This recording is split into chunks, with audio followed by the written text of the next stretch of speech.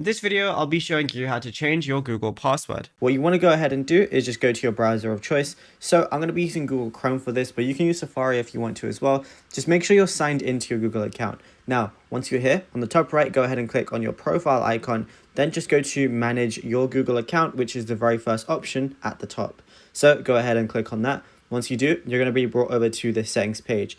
You want to scroll over, you're going to see a lot of different options on the top. Just go over to security next to data and privacy. Now, once you're here, you're going to see a lot of different things, but all you want to do is scroll down until you see password. Right now it's at the bottom for me. So just go ahead and click on password right there.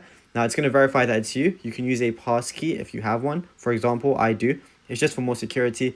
And then once it verifies that it's you, it's going to show you that you're going to be able to make a new password. It says choose a strong password and don't reuse it for other accounts. You may be signed out of your account on some devices. And then it says learn more about where you'll stay signed in. Then you just got to make a password and then confirm it by typing it in again.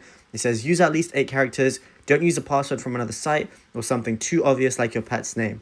This is because it's going to be very easy if, any hacker or something tries to get into your account. If you have something very recognizable or something that's really, really known to you, then it's going to be a lot easier, which is obviously something you don't want to do. So once you make your password, all you got to do is press change password on the bottom